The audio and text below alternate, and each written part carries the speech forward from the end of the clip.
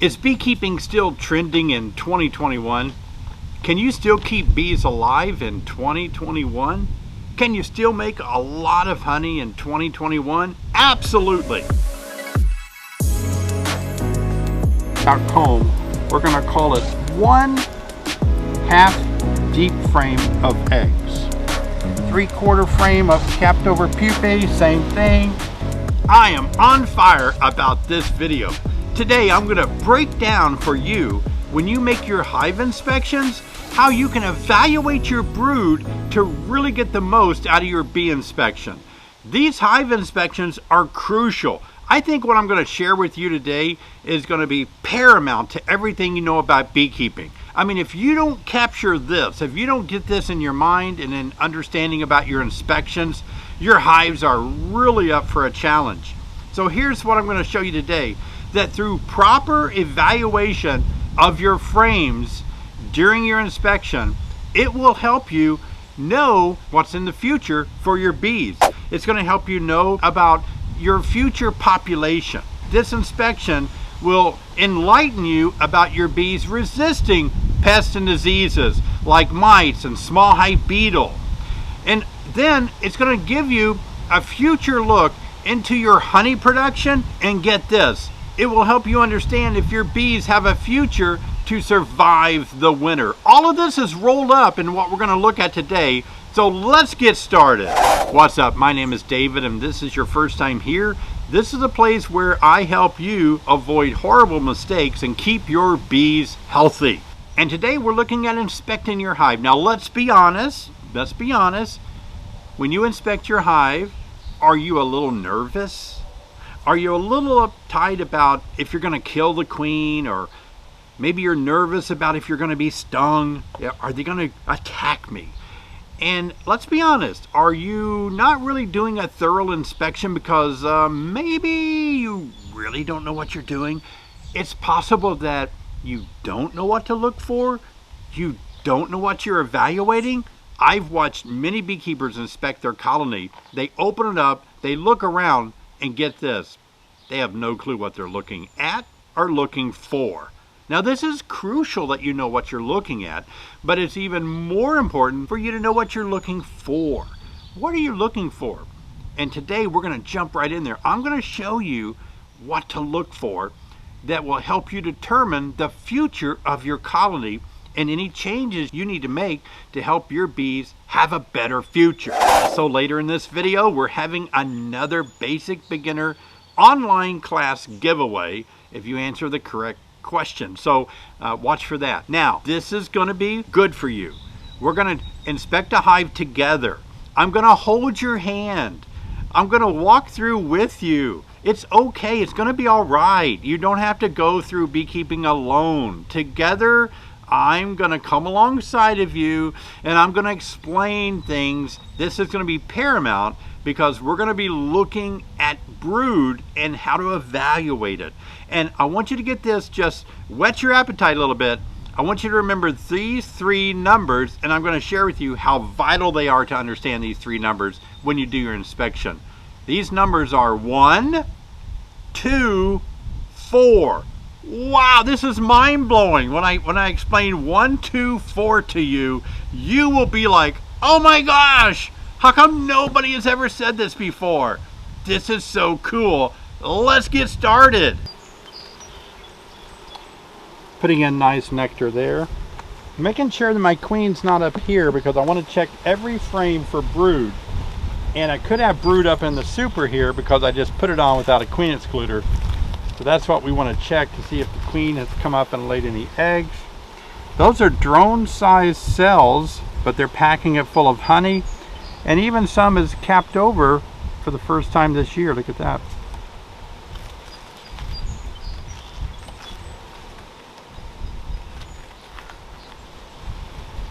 Okay, so this is a honey super, and we do have a frame of eggs right here. So now I can calculate this, and it's not a lot of eggs, so it's not really worth counting in my opinion on this side.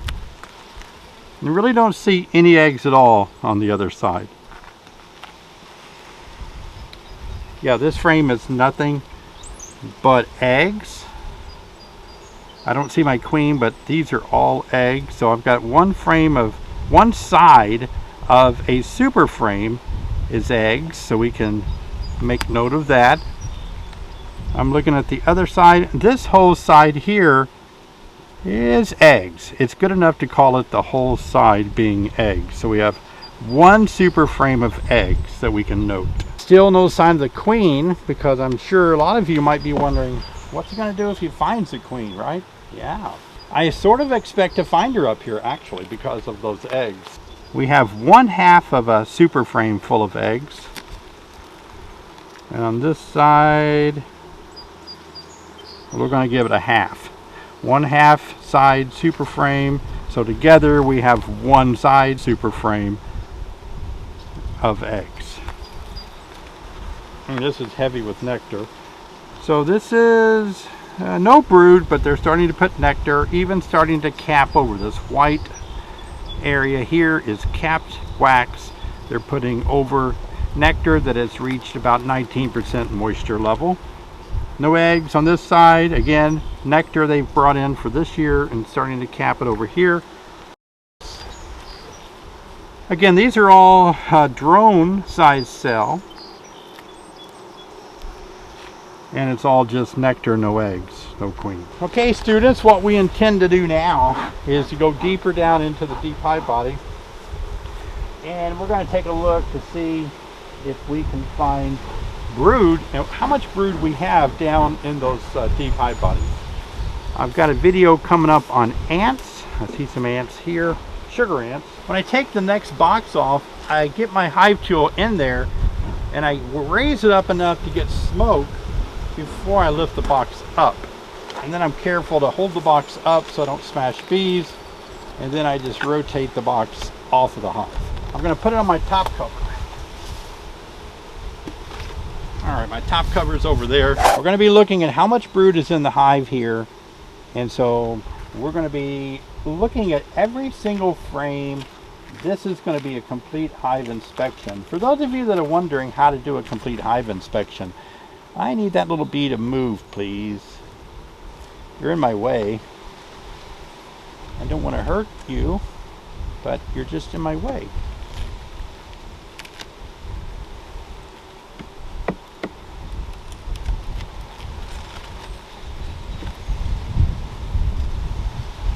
Nothing on this frame, on the deep hive body. Nothing on this side. Now, if you've ever experienced comb like this, what I like to do, students, is remove the bump out. This bump out sort of looks like maybe from last year. It doesn't look like fresh wax. It has a little bit of propolis in it. But I think if it doesn't have any brood in it, any nectar in it, I prefer that we just remove it. And see if we can get the bees to go a little flatter as they continue to draw that out. This side here is up against the wall. So this is one of the last places they seem to work, and in my case, up against the wall, they're not going to go very far with that little bump out, because the wall is going to stop them from going into another piece of comb or something.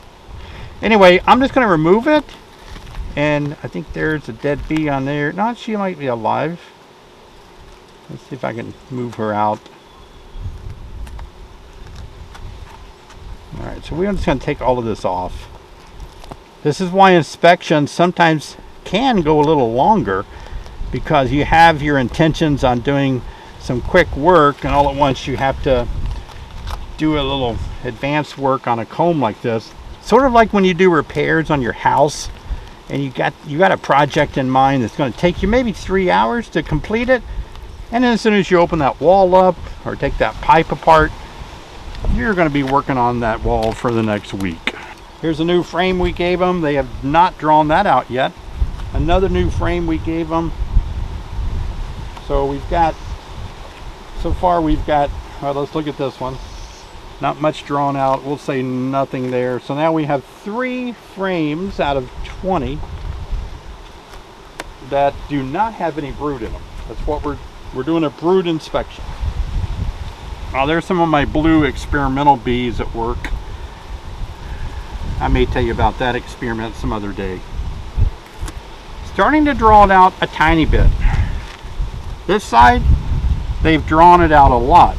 And so we're looking down in there for any eggs. We're looking for a brood inspection. There are eggs up around this area here. So since we can see eggs throughout this stretched out comb, we're going to call it 1/2 deep frame of eggs. That's all we're going to give it, 1/2 of deep frames. So if you're doing the math, 3,500 cells on one side. Oh, let's smoke it. While we're smoking that hive, let me just take a moment to thank you for watching this video. And before we get back into the inspection, if this is your first time here, please consider subscribing so that you can keep healthier bees and avoid horrible mistakes. And I hope you'll give me a thumbs up if you're enjoying this content today. And that'll let me know what kind of videos you really like. So we're going to go right back to the video. You don't want to forget to smoke. They're being very gentle, but we're just going to not test the waters with our time of going without smoke. All right, 1 frame capped over pupae. 1 frame capped over pupae. All right, so now we're going to call this 2 sides of capped over pupae. 7,000 capped over pupae.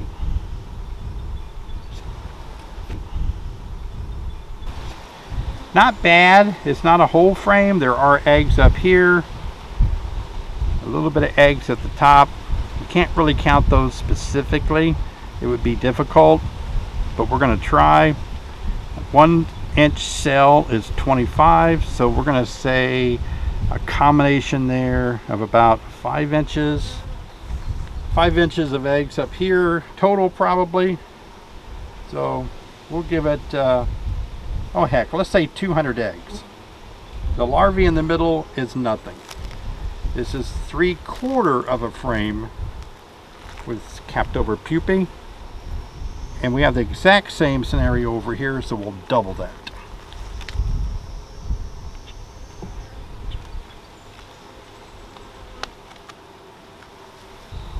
All right, what do we have here on this brood frame in our top deep? Let's give it a whole frame of, why not? Let's call this a whole frame of capped pupae, or one side, 3,000. Oh, it's complete on this side, 7,000 total capped pupae. All right, let's keep moving. We're just doing a quick, we're not gonna, I mean, this isn't exact, but it's pretty darn close. This is our last frame that's drawn out. Let's see what's on it. I actually looked pretty carefully and there's 0 eggs. So we're done. We're going to put this deep back together and take it off and do the same thing on the bottom deep. That will give us the amount of brood that we have totally in this hive. If you wanted to, you could also keep track of the resources. I recommend that for my inspection sheet, that you write down how much protein, like pollen, that you see, how much honey that you see. There's no reason not to do that as well. But in our case, for the sake of this video, I'm only introducing you this time for the sake of time, so you can identify how do we determine how much brood is in one hive, and what does that brood represent for the future of our bees.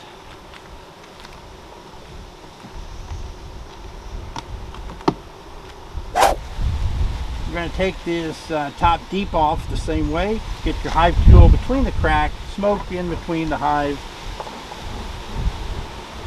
and lift it off. It shouldn't be that heavy. It looked to be mainly brood to me, and it's very light.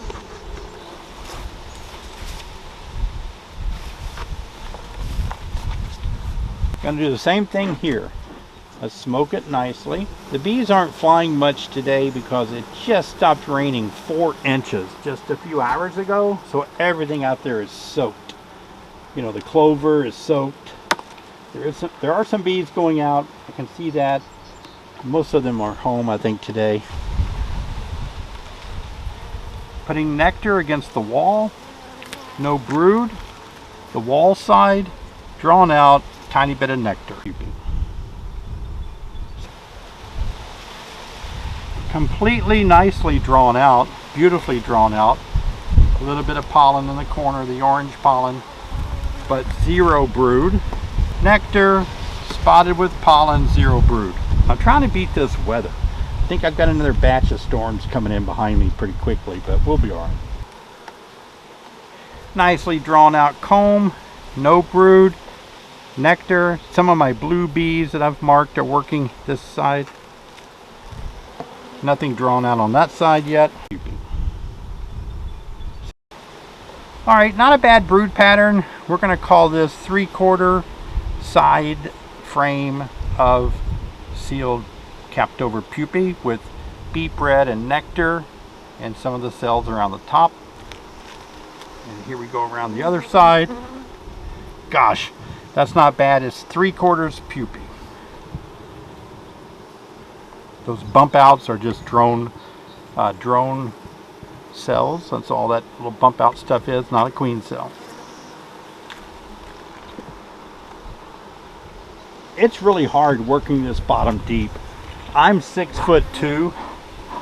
That bottom deep is only 9 inches off the ground. I have to somehow bend over my giraffe body down to 9 inches and stay in that bent over position. Oh my gosh. Not easy.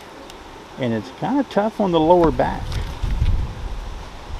Well, why don't you raise your hive up higher? Well, if I put my supers on, it'd be above my head. 3/4 frame of capped over pupae, same thing. Bee bread. It's kind of a wet mixture of pollen and enzymes. A little bit of nectar mixed in. Spotty on this one. This is the only frame I've seen spotty brood, so it doesn't alarm me. But I'd say half of the side here of capped over pupae. Now we didn't see any perforated brood, our larvae looks really healthy, so we don't see European foul brood. This is how we're just inspecting, really to see how much future brood we have. Okay, we have mainly pollen and bee bread. We're going to say 1/4 capped over pupae. Some larvae in the corner, not much. Mainly just pollen, bee bread, and 1/4 pupae. An empty queen cup, not a queen cell. It's a queen cup because it's open and it's empty. No reason for alarm on that. A new comb that I gave them this year, what'd they do to it? This frame is ready for eggs to be laid, but there are 0 eggs laid. This is a frame that has recently emerged. You can see the parts around the edges where the capped over pupae is not emerged yet, but the rest have. The queen really hasn't cycled down very much to lay eggs. I do see a few eggs in the top corner here, but not a lot. It'd be a great place to put the queen. If we found her, we could drop her on this frame. Same thing, 0 brood. Oops, sorry. Hit my camera there. A half a side of capped over pupae. And we're going to say over here, gosh, 600 larvae. I think that's probably 6 inches worth of larvae. Let me flip it over. Okay, on this side we have another, let's say this one has more larvae. Larvae that's around the edges of the pupae. We'll say 1/4 frame side of capped over pupae underneath those bees, and then we'll say let's go 1/4 side of larvae. On this side, that's another one of my blue worker bees. On this side, 3/4 frame of capped over pupae. Heavier means, oh, look at that. Wow, that's interesting. Larvae. See all the fresh larvae, healthy larvae down in there? We're going to call this 3/4 of a frame side of the larvae in various stages. Now hold it still where you can see that in there.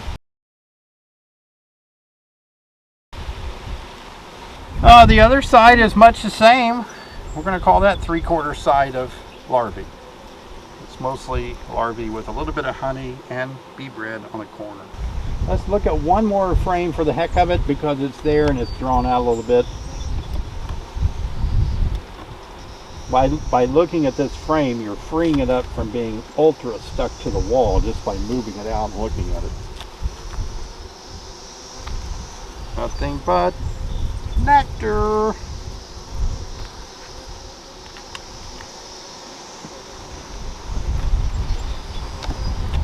Okay, so this is what I'm excited about with the numbers 1, 2, 4. Now these numbers represent the days and the periods of time that the bees are in different stages during their brood cycles. For example, 1, 2, 4. 1, we'll start with, this represents the period of time that the bees are in a state of eggs. And this is from day 1, from when the egg is laid, through day 3. Now, the period that the egg molts into the larvae stage begins on day 4, approximately, day 4, and this continues on through day 9. And so this will be the larvae stage. Now, the next stage, when the brood develops into the pupa stage, starts at around day 10. And so day 10 until the bee emerges on day 21 for worker bees, this is going to be the pupae stage. So in this case, what's interesting about this, if you do the math, it comes out like this. Well, let's say a queen lays 1,500 eggs a day, and that's conservative. That means in the period of these 3 days, there will be 4,500 eggs presented during that 3-day period of time. And I hope you understand that, because since it represents a 3-day period, 1,500, those eggs don't molt until day 3, so that you could physically see 4,500 eggs if you started, with a brand new package, and there goes your queen in 3 days. In that period of time, 4,500. Now what's interesting, as these molt over into the larvae stage, this period consists of about 6 days. So during that 6-day period that they're a larvae, that means that's where the 2 comes in. It's going to be twice as many now, because instead of 3 days, it's 6 days, and that's going to represent 9,000 larvae. Now over here, this is a period of 12 days approximately, and so what that means is once this brood molts into the pupae stage and they're pupae for 12 days, that means it's twice as many as the 6-day period, so you're going to have 18,000 pupae. So now this is an interesting scenario. It's not really perfect. Like, you're not going to see it in a hive every time. You're not going to see these numbers like this. But it gives you an idea of the brood pattern of a colony and these different stages. Also, what I want to talk to you about is this. Now, this is pretty cool. If you inspect your hive and you see that you have 18,000 pupae, that means that your queen, you can actually determine how many eggs your queen laid to produce that many pupae per day. And all you have to do is divide 18,000 and you divide it by 12. Why do we divide by 12 for? Because 12 represents the period of time that the brood is a pupae. So dividing it by 12 days, is going to tell us how many eggs a day the queen laid for this to become pupae. And the answer to that is 1,500. So you could physically go into your hive and count the number of capped over pupae divided by 12, and it will tell you for that period of time how many eggs per day that your queen actually laid. Now, the reason I feel this is really relevant in a hive that you're looking at, it gives you an idea of what to expect in your queen's productivity. How prolific is your queen? It gives you an idea about how the gestation period of each of the time periods of eggs and larvae and pupae develop, so that you can think in your mind, okay, what does the future hold for my bees? Now, in the colony that we're looking at right now, we're actually coming up with that total. Now, it's not accurate, exactly accurate, but it's a guess. It's an estimate, because I'm looking at these frames behind my veil, and I'm making these assessments based on what I'm seeing and how many cells there are in a frame. So the numbers aren't going to be perfect, but it's going to be generally in the ballpark. And this ballpark is going to help me decide, based on how many pupae I have. That pupae is going to, when that pupae emerge, let's say I have 10,000 pupae, cap pupae. Well, when it emerges, that means I'm going to have an additional 10,000 bees entering the workforce. Or what if I have 20,000 or 30,000? That means in just a few days, I'm going to possibly have up to 3 new packages just emerge. A package is 10,000 bees. And so I'm expecting to see probably close to between 20 and 40,000 capped over pupae. As we go along and inspect them, we'll count them. Now, it's anybody's guess on eggs and larvae, because I'm not sure exactly how that comes out in an actual working hive. These numbers are pretty cool on paper, but here's the thing. When a colony becomes protein starved, they will actually consume their eggs. Or sometimes the larvae, they might even get rid of larvae. If the larvae has, if they're very hygienic, they might even get rid of the pupae. So, the numbers are kind of different, and the big factor that makes the numbers not turn out like this when you look at your hive is the queen's laying ability.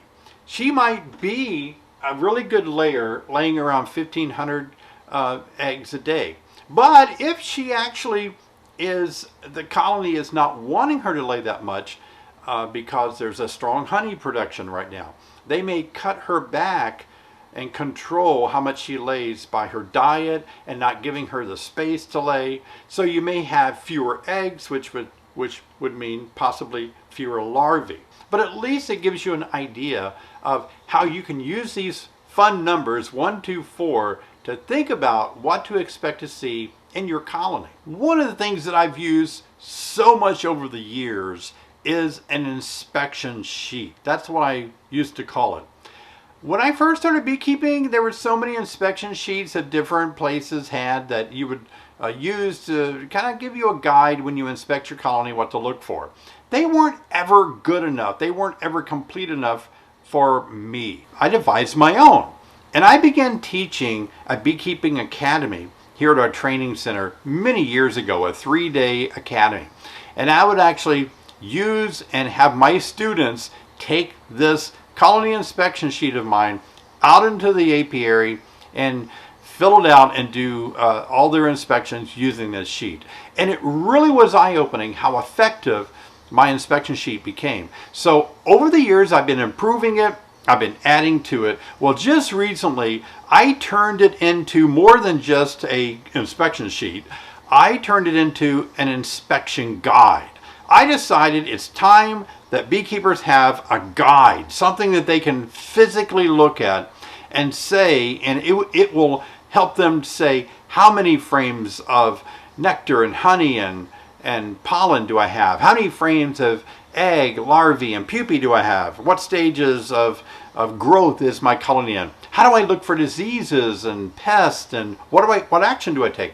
So I decided to make this beekeeping inspection guide, and I want to talk more about that with you right now, but I'm going to walk out to my picnic table and sit down and talk to you about it. So come on out there with me. Well, wouldn't you know it, it started raining. But I wanted to show you my inspection sheet.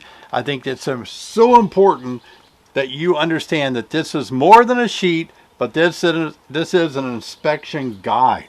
It will actually guide you through what you're supposed to be looking at, and it will guide you through check boxes on what you need to do to get ready to go out to the hive.